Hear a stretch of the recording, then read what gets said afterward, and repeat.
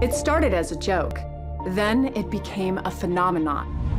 2 million people signed a petition promising to join forces on September 20th, 2019, and storm the US military's most secretive base, Area 51. For 30 years, UFO enthusiasts have sought to know what's going on inside. Thanks to one man's claim that the base houses alien technology. After 3 decades of silence, this mysterious whistleblower has reemerged from the shadows. At a classified base near Area 51, we reverse engineered alien spacecraft. Skeptics have long scoffed, but now, military encounters with unknown aerial craft are documented on newly released videos. Oh my gosh, dude. Wow, look at that, look at the fly. Are these strange vehicles human or alien? And is the answer to this mystery hidden inside Area 51? My name's Jennifer Marshall. After serving in the US Navy, I took on a new career, a private investigator. Now, I'm in pursuit of the connection between UFOs and Area 51.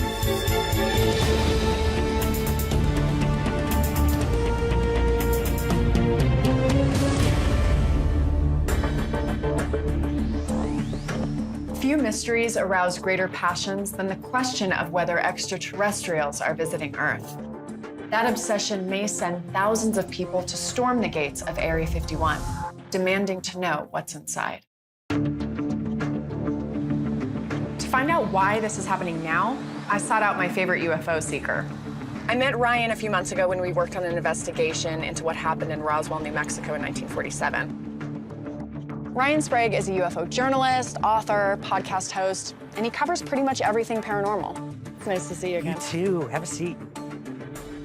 So what is going on? Why would 2 million people sign up on social media to storm Area 51? Well, they want to know the truth about what's going on, and they're demanding answers from the government. I have been fascinated with UFOs ever since I was 12 years old, and I saw something that I couldn't explain. And now with all these recent developments, including the Storm Area 51 movement, I think we're finally on the verge of finding out what's going on. But from what I understand, this was sparked by the reemergence of that whistleblower who claimed that there was alien spacecraft at Area 51. Yeah, Bob Lazar. He's the one who put the base on the map, claiming that when he worked there as a young physicist, the base was housing 9 captured alien spacecraft. But Bob's story has been around for 30 years, so why all of a sudden is it making a reemergence? He's been quiet for a really long time, but there was this recent documentary where he told his story. And he's been going on podcasts and talking about how he reverse engineered alien technology. So this is for a whole new audience, people who'd never heard his story before. But the big game changer for me, it was those videos that were released recently, the ones by the US Navy pilots. They encountered aircraft that they could not identify. You know, I know the video's got a ton of hype, but I'm not convinced that that's necessarily connected to Area 51. That's not exactly how I view it, but I've got the videos right here. Do you want to see them? Yeah, I'd love to check them out.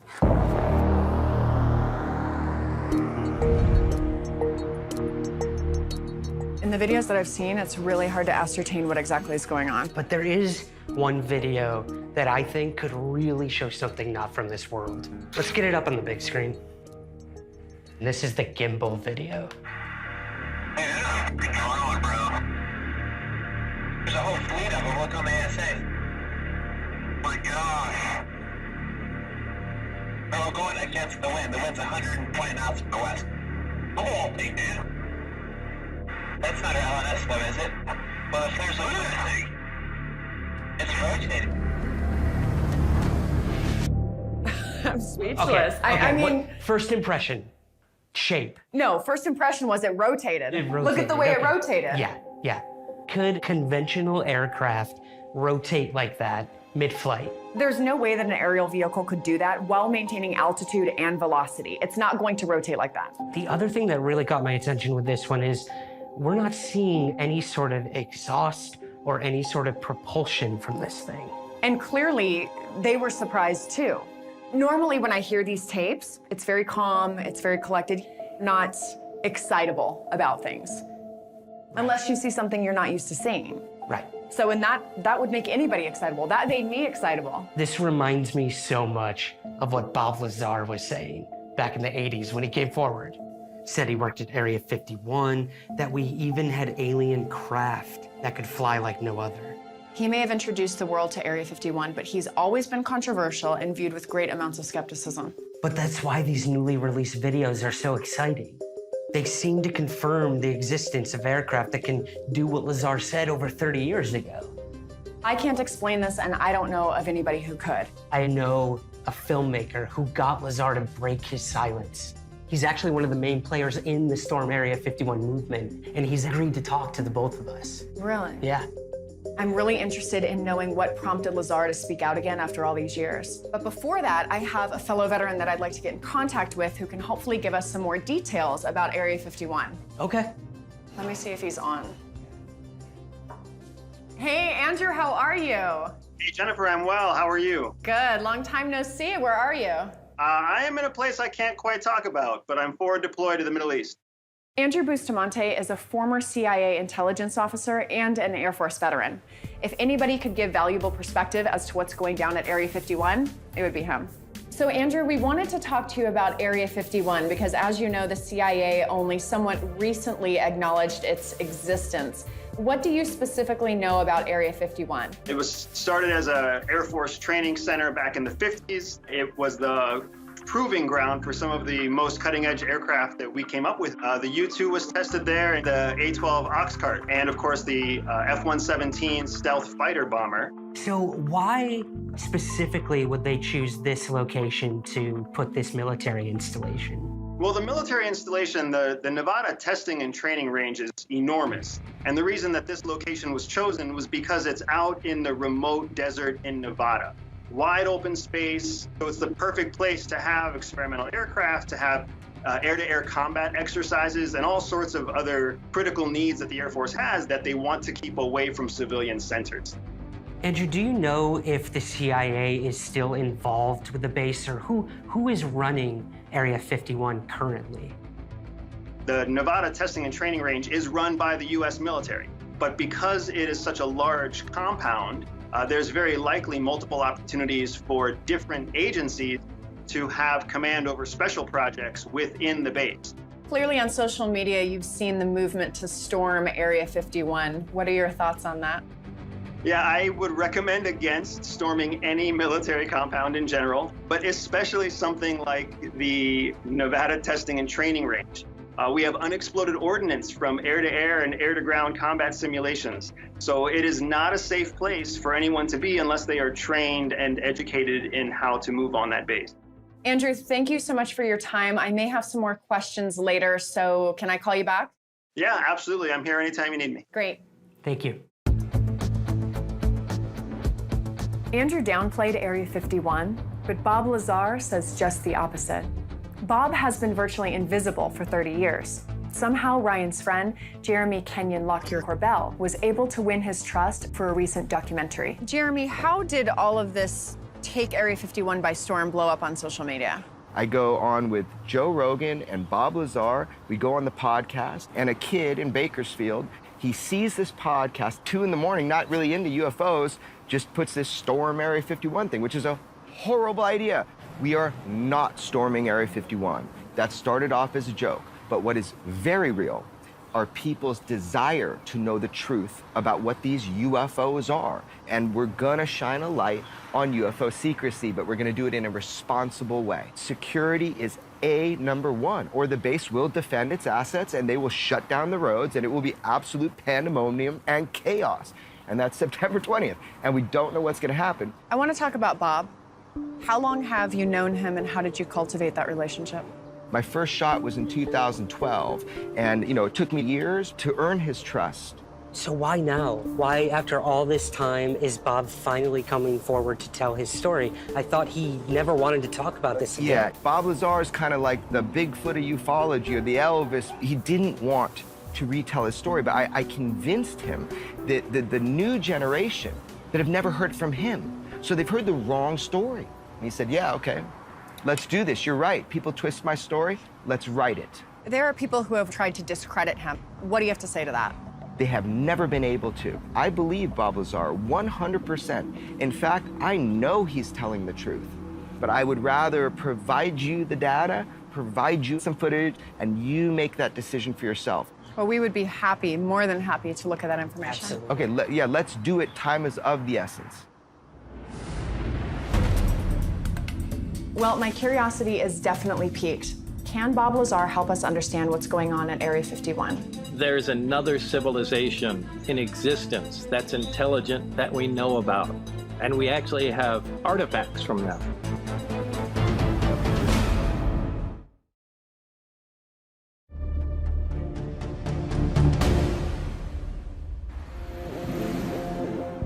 I've been working on this film for 7 years. It took a long time to earn Bob's trust. Bob Lazar, the man who indirectly sparked a movement to storm Area 51, maintains the government is hiding alien technology at the base. Ryan's friend, Jeremy Kenyon Lockyer-Corbell, was able to win his trust for a recent documentary. Are we alone in the universe? If we're not, have they been coming here? These are questions that everybody seems interested in, so I'll play a clip. My name's Bob Lazar. I'm known for working at a classified base near Area 51. And there, we reverse engineered alien spacecraft. Everything that we have, whether it's a propeller plane or a jet or a rocket, it throws something out the back, either high-speed exhaust or a large volume of air. This is the first time there's a craft that's a reactionless craft. It's a field propulsion craft. And what it does is it creates a distortion in space and time in front of it, where space actually bends.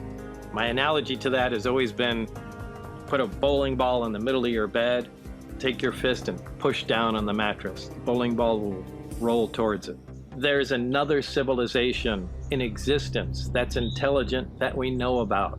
And we actually have artifacts from them that can operate. So I mean, that's a big, big deal. What's the message of your story? The big thing is the suppression of extremely advanced technology and the suppression of unknown science. Bob was afraid that by having this top secret information, someone might harm him to protect that information. By going public, he ensured his own safety. Jeremy, in Bob's opinion, does he believe that the suppression is because of the possibility of mass hysteria, or because the government wants to keep it under wraps for national security issues? Yeah, the suppression of this technology is purely because of the weaponization potential. That is the issue here. If this technology gets out to one particular nation, they've won. That's it, game over. And it is a race to that. Like it or not, the military has an obligation to understand any technology that could pose a threat. And if there is something as advanced as Lazar says it is, it would be risky to make that intelligence available to everyone. Underneath this floor, these are on mounts that allow them to completely swivel up to 180 degrees and in 360-degree rotation. This is the 3-tiered craft that not only Bob says he worked on, but that he was inside of. And did he ever say anything about, like, seats or anything inside this thing? Yeah, that was the most ominous part, because it was one color, one substance, like a kind of injection mold or something. And the chairs, or the seats, were the size for children, not for full adults. And that's when it really dawned on him. This wasn't made by or for us. This stuff really happened. I mean, if it bothers you, that's too bad. I would feel the same way. I'm not sure I would believe my story. Boy, there's not enough evidence, you know, but I couldn't discount it either. I think there is something to be said about someone who says, this is the truth and you can take it or you can leave it. I don't care what you believe, as opposed to somebody trying to convince someone of something. And I have to admit, when I first looked into Bob, I thought he's completely full of it. So many sources had tried to discredit him. And the more that I learn about him and the more that I hear from him, the more that I see, I'm just not so sure. Hearing what Bob said about the craft and how it worked, how it maneuvered, it makes me think about the gimbal video. Yeah, in fact, all 3 of the Pentagon-released UFO videos are suspected to be anti-gravitic, so exactly like how Bob was describing them. I think we should call my mentor in journalism, George Knapp. He broke the Area 51 story, he broke the Bob Lazar story, and he broke a huge number of documents dealing with the new government program. This is George. Hey man, it's Jeremy. I'm here with Jen and Ryan, and we wanted to ask you about the military release of UFO videos. Yeah, I think it gives the Lazar story fresh legs because a lot of the things that he had said 30 years ago turned out to have credibility. Congress knew about it, Pentagon knew about it, the public didn't. And we had been lied to about it over the years. We are basically powerless against this technology because it's so far advanced. And I think the specific technology sure as hell looks like what Bob Lazar was describing 30 years ago. George, why now? Why are all of these things being released now? The recent stories that we've seen and the testimony we've heard from military people say that the number of incursions over our military units has gone up dramatically. I do want to ask you about Bob. Do you still believe him to be a credible witness? Well, I do believe him. I believe he's telling the truth as he knows it. Whether it is the actual truth or not, that's another matter. Bob Lazar is the most frustrating type of individual, especially in the realm of extraterrestrial investigation. The things he says are so striking, so clear, and over the course of 30 years, completely consistent. It would be good if we could actually go out to Area 51, see if there's anyone else who's experienced similar things, and talk to them rather than just relying on this one source. I mean, I know one guy who had a very dramatic UFO sighting out near Area 51. I say we go.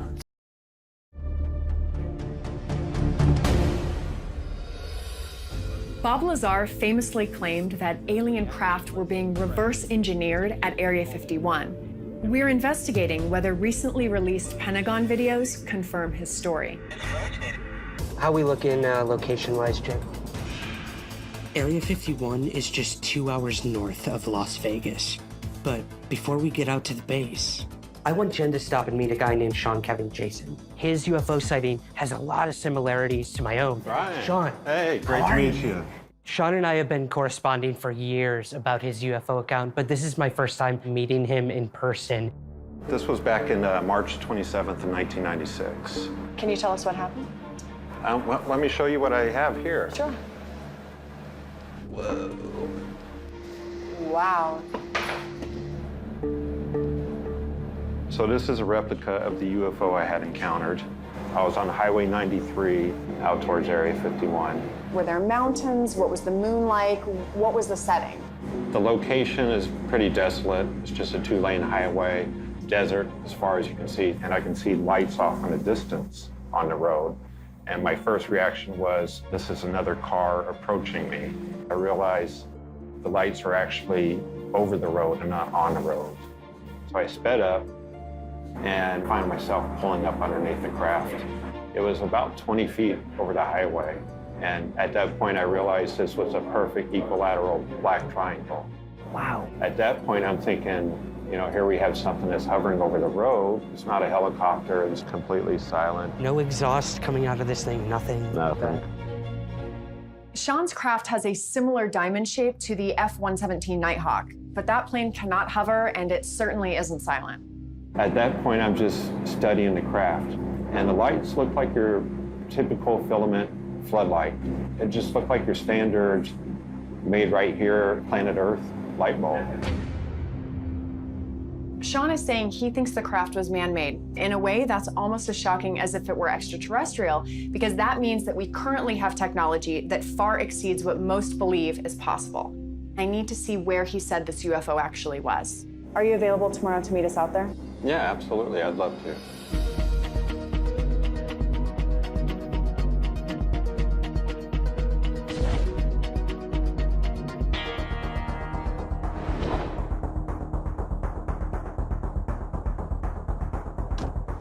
Well, there's no visual obstructions. There'd be no lights on at the time he was here. Right. It's crystal clear. I mean, how could you mistake anything? I'm glad that we came out here because get a better idea of just how everything is. Good absolutely. morning. Hey, So this is it? this is the spot. This certainly gives you a better idea of what I was talking about as far as the area, the surroundings, and where it all had taken place. Of course, you know, driving down Highway 93 here, it's pretty much a straight shot, so if there's something on the road or over the road, you're gonna see it from a ways away. So it was just like hanging there? Just hanging over the road. Wasn't Yeah. moving. Wasn't moving, just sat there the whole time. Stuck my head out the window and just looking at this big black triangle hanging over my car. Basically just a quick pivot on one spot, made a right turn, and then headed up over these mountains right here, more or less just climbing it, kind of like 4x4ing up the side of the mountain. The whole encounter sighting took place over a span of, say, 10 minutes. So the only thing I can really, see with any detail was the lights on it itself. I wanted to grab my binoculars because I'm thinking, if it's man-made, then maybe there's some kind of identifying marks at the center of the bulb, like we're used to seeing. You thought it was man-made because the aliens couldn't have better technology than those bulbs? Well, yeah, that was my thinking. I mean, here's this craft that supposedly is being piloted by aliens. If they're that far advanced they can reach our planet, then they should be able to make a better light bulb. Sean's story suggests that the government has unrevealed aircraft based on alien technology. But what witnesses are seeing in the sky could perhaps be government craft, not necessarily anything extraterrestrial. Thank you, Ryan. Good to see you. All right. What really strikes me is that he clearly is a firm believer in an extraterrestrial presence, yet what he saw that night he does not believe was alien at all. Which I do find interesting, because if you tend to believe that UFOs are extraterrestrial in nature, you tend to think that all of them are alien. Yeah. So the fact that he said no, the light bulbs in particular, made me believe that this was man-made. Yeah. That's something I don't often hear a lot. This is what makes Sean a good witness. That is one of the closest encounters I've ever come across. Well, I think it's interesting. I'm glad we came out here. I would like to head to Area 51. Yeah, let's do it. Can you drive? Yeah, Thank you. absolutely.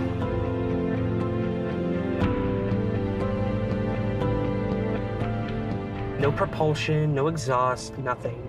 It really ties back to a lot of the things that, I'm gonna say it again, Bob Lazar was talking about. The technology he was working on was just like that. Do you know anybody who could possibly get us anywhere near Area 51, just to get the lay of the land? I can think of somebody, yeah. I'm definitely down for it. I just want to make sure that we don't get too close, we don't violate any boundaries, we don't go over any barricades. I'm not saying to storm the gates, but I want to know what Sean saw. I'm willing to go there. I just want answers.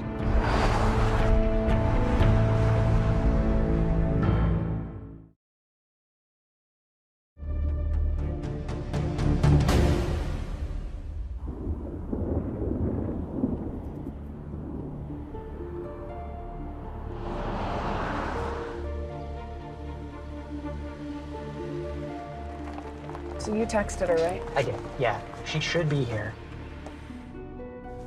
Tracy, how are you? I'm great. How are you, Ryan? I reached out to one of my podcasting friends who's done a lot of research on UFOs as well as Area 51.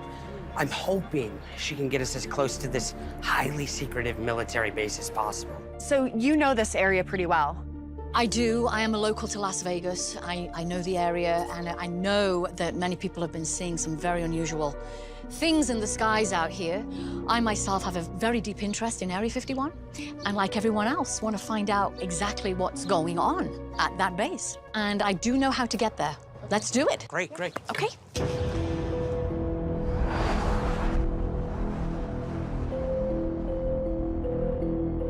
Area 51. I've been told it's highly, highly secure. Well, that's true. It's a highly classified, remote, detached facility from Edwards Air Force Base. They're not going to let you just walk on by and do what you think you're going to do. You're going to be stopped. Have you seen the video of this family who were detained at Area 51? I've heard about it, but I haven't seen the video. They're heading towards the security of Area 51, and clearly they're stopped, and the camo dudes get out, they've got their weapons, and they're making the family face the person who is making the video, who clearly didn't breach the barrier, and they're making this family walk backwards towards them at gunpoint. You see, and there was the sign before, so they'd obviously seen the sign. And this is exactly what we've heard will happen if you go past the barriers. Which is why I didn't understand the backlash on social media when this came out, because there are clearly posted signs that say, do not go any further. So do I feel bad that that happened to that family? Not really. You're told to abide by something, and you choose to violate it, and you have to take personal responsibility for your actions. So But don't you think it's a little excessive for No. a family with kids to No. hold them at gunpoint? I think it was a little excessive for those parents to make such a poor decision and continue on ahead. I'm starting to second guess our attempt to get near Area 51. The military has secrets that they're hiding within the compound, and due to national security, we should respect that. I think we could be under surveillance right now, actually. No, I think that we definitely are. Oh, yeah, Because- at this point. I've dreamt about this moment, and now I'm regretting it. I don't think we should go any further. No. No. Yeah, good idea, Jen. Let them know we're not going any further. Still want us to get out? Yeah. Let's do it. This is a weird feeling, knowing we're being watched. So,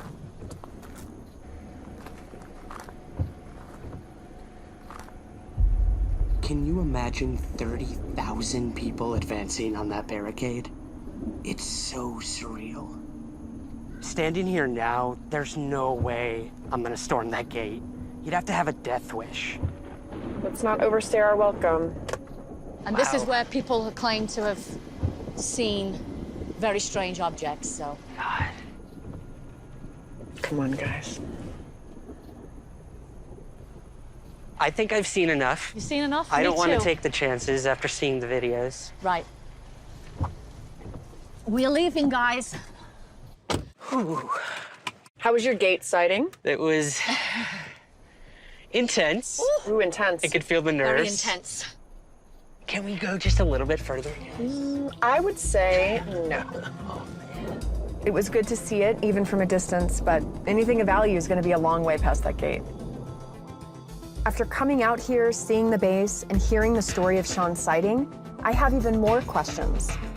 Andrew, hi, it's nice to see you again. You've clearly heard Bob Lazar's claims about alien aircraft being reverse engineered at Area 51. Do you give those claims any credence? Do you believe him? I'm an intel professional, so whenever I hear a story from just one source, I always question the veracity. I always question the truthfulness of that story. Do you think anything having to do with alien technology is going on at Area 51 at all? You know, if it was the 1950s and the 1960s, I would have an easier time jumping on board and believing that there might be alien technology at Area 51. But now, in modern days, we have multiple secure sites that I've been to that I have never seen exposed anywhere on the open internet, anywhere in media or news. Those are the kinds of locations where we would actually conduct experiments as sensitive as something on alien technology now. Right, and they would probably move it somewhere else. Am I correct in assuming that? We move experimental aircraft, we move experimental ships. So the US government is very adept at moving top secret equipment and not being discovered. What do you make of the US Navy and the Department of Defense making the decision to disseminate these videos? I'm actually very happy that the US government is taking more of a proactive stance in sharing information like this, because it prevents from conspiracy and it helps to build trust with the American people, which I think is a very important step for the US military. Andrew, good luck out there and be safe. Yes, ma'am. What Andrew said about transparency reminds me of what may be the most important video the Pentagon's released. It's been dubbed the Tic Tac UFO. It has so much documentation, so many people are talking about it. It was shot in 2004 by fighter jets from the USS Nimitz. The commander stated that they intercepted an AAV, an autonomous aerial vehicle, with speeds and capabilities they had never seen.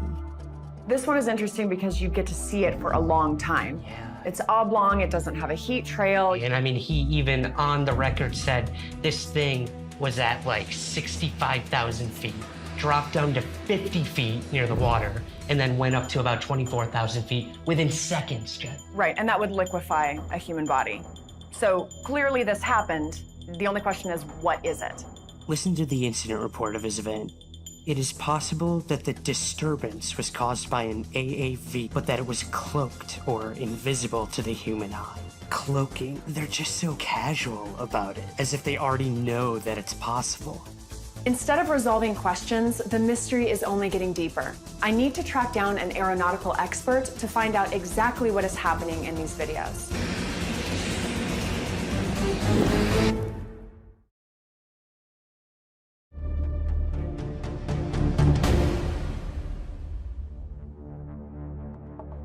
The videos that Ryan and I have been looking at, we've been looking at from a layperson's point of view. I did work in naval aviation, but I'm not a pilot. I don't understand what's on the display. I don't understand how these aircraft functions. So that's why I reached out to Lieutenant Colonel Jose Sardui. He's an experienced pilot in the U.S. Air Force Reserves. I'm trusting that an aeronautical engineer can explain the math and the physics of what these videos actually reveal. Jose, when we're looking at these videos from an infrared camera, what kind of information are you able to get? The first thing to remember is that human vision is in a very specific portion of the electromagnetic range, and that's visible light. So infrared light, which we can't see, picks up heat. That's why you have that additional display in an aircraft. The display with the little pipper on it, that's the airplane, and the horizon, so it says it's in a left-hand bank. The actual target is underneath it with the two bars next to it. That's what's locked on. And then below that is the setting of what shows up on the screen as hot. So in this case, black is not hot and white is hot. Now, this video gimbal is getting a lot of buzz online because of what people perceive to be a mid-air rotation that is not possible with any known technology. We're going against the wind. The wind's 120 knots to the west. Oh, they do. It's rotating. Pretty cool. So it looks like an aircraft in a bank and it's following a target. The problem is that's all we get. We don't get range, we don't get estimated speed, and so it's harder to do the geometry, but I can speculate it could be pretty amazing. Is there any aircraft that you're aware of that could do that sort of thing? An aircraft that can rotate like that and still keep moving in another direction, that would be exceptional. Why this is interesting, and a lot of people ask me, is that... It is interesting that it did rotate like that, because the craft that I worked on, when it's going to travel a long distance, that is how it operates. I've been looking for more facts to confirm Bob Lazar's story. Jeremy Corbell says he has new footage that could prove that Bob is in fact telling the truth. It flies along and it puts its belly to the target and then brings all the amplifiers to power, and it shoots off in that direction. Bob stated years ago that the craft would turn belly up to go high speed, and that's exactly what we're seeing in the video. But then the video stops, so what happens after that? Now, this one is the most interesting to me, not so much of what the video shows, but the reports, the data, and the eyewitness accounts that accompany it. Again, it's about 20,000 feet, and no visible heat signature coming to the right. This is a seasoned pilot with 3,500 hours in the cockpit who saw this. There are other pilots that said yes, they saw the same thing. Ground radar, so sailors on the Nimitz and sailors on the Princeton both said yes, this happened. And all of the accounts match. The radar tapes, for me, that's the one that kind of blew me away. If anything was extraterrestrial, that would probably be the one. Because this just shows there's no heat signature coming off of it as an exhaust, and that it looks like at the end like they just lost lock. But it's the other things that he describes, which is he was seeing something, he closed in on it, he was close enough to describe the craft and its relative size to him, he was flying with it, he saw it change aerodynamic position in ways that he didn't know of an aircraft that could do that. The large changes in altitude, all of that is not anything I've even heard of. So it's technology that if we have it and it's experimental, it's leaps and bounds ahead of what I even studied as an aeronautical engineer. So its capabilities are inexplicable.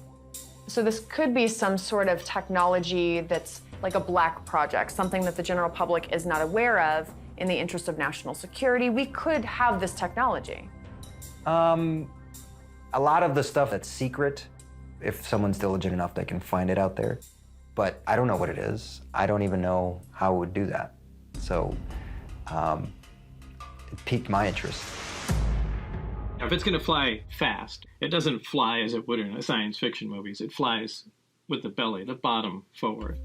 And the occupants, if there are occupants inside this craft, when it flips and points its belly somewhere, can you explain what happens to its It's generating its own gravitational field, so it really is not just shielded by its own field, but the Earth's field, where you would think they would tilt up and they would fall down inside, that really has no bearing on it. The craft is generating its own gravity, they're standing straight up or whatever, you know, your glass of water is sitting there and it's not spilling. I mean, the bottom of the craft is always pulling all matter to it. Both the Tic Tac, the gimbal, all of these craft were different styles of craft, yet there was no exhaust, no plume heats. These things are moving like magic, or more importantly, as if they're gravity propelled.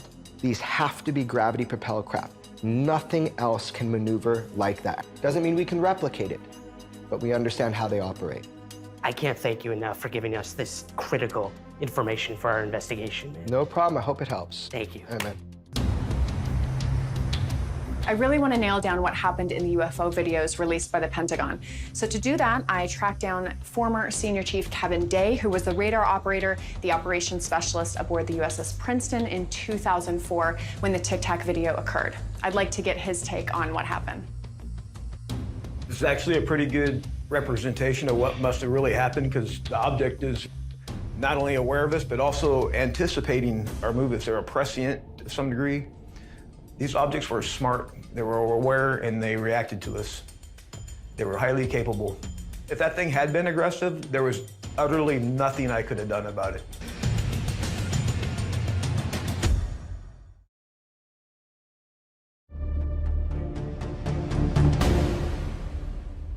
The first time I saw these objects on radar was on November 10th in the evening. Former Navy Senior Chief Kevin Day was a radar operator, operations specialist aboard the USS Princeton during the Tic Tac episode in 2004. As you were seeing this all play out, what was going through your mind? Did you have any idea what this object could have been? You know, we'd been watching these contacts for several days by then, and Commander Smith gave me permission to intercept it because I was concerned about safety of flight. In the back of my mind, I was already thinking these were, I didn't know another word at the time, UFOs. Was that term ever mentioned during any of the communication? Never, never. So I was really happy when he said, go ahead and intercept it. So in that moment, what were you seeing? Could you describe that for us? On my display on the radar, I've got 6 contacts off the coast of Catalina Island at 28,000 feet, going 100 knots, very, very, very slow at that altitude. And in your 18 years of sea time, you had never seen anything that fit this profile? Nothing even close to it. And I said, hey, let's go take a look at that thing. He's like, heck yeah, Senior Chief, let's do it. As soon as Fast Eagle got to that position, that object he was intercepting dropped out of the sky. It went from 28,000 feet down to the surface of the ocean. We found out the next day in 0.78 seconds. Not only that, there was no sonic booms. There should have been multiple sonic boom, boom, boom, boom, boom, boom, boom, all the way down. The Fast Eagle flight goes down to the surface of the water. As soon as he got down close to this object, whatever it was, popped straight back up into the sky to 28,000 feet, went back to 100 knots, as if nothing interesting had just happened. Well, it sounds like it was almost reacting to what the pilots It was definitely reacting to us. It was definitely aware of us. Is there any other sort of aerial vehicle that you are aware of that could have acted in this way? No. I don't think there's anyone on the planet that knows what those things were. It was the most humbling day of my life. Kevin Day knows his stuff. He spent over 20 years in the Navy, retiring as a Senior Chief Petty Officer. He has over 18 years sea duty, over 12 of which were actually on cruisers. So when he says, yes, this is what I saw, and I never saw anything like it before it, and I never saw anything like it after it, that means something.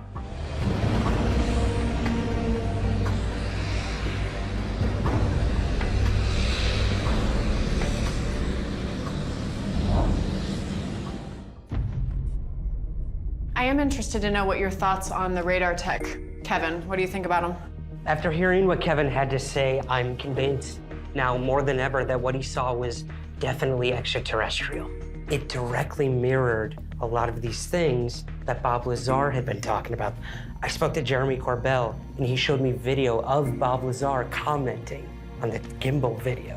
And he said it moved and it maneuvered exactly like what he had worked on back then and exactly what he had seen being tested at Area 51. It's rotated. When it comes to Bob Lazar, I want to dismiss him, but I can't because there's too many things that do make sense. Underneath this floor. Is he a fraud or is he telling the truth? Maybe it's somewhere in the middle. And I mean, we could say the same for Area 51. Sure. Can't put it in a box either. It doesn't have to just be alien technology. Absolutely. We know most of our modern aircraft were developed there.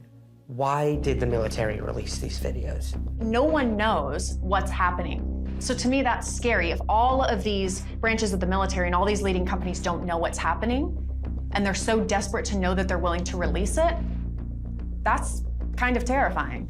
To me, that screams that we're dealing with something otherworldly. I believe now more than ever. Not enough to storm Area 51, but there's just way too much evidence to ignore. I don't know if I agree with that, but I would say I think it remains in the best interest of national security that it stays hidden.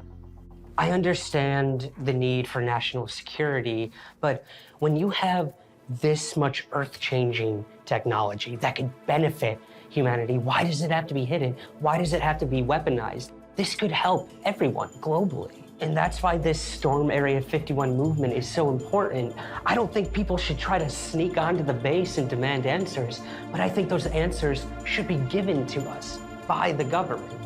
For me, whether these craft are alien or human, it's unlikely that the sort of technology you're talking about would be kept at an exposed military base like Area 51.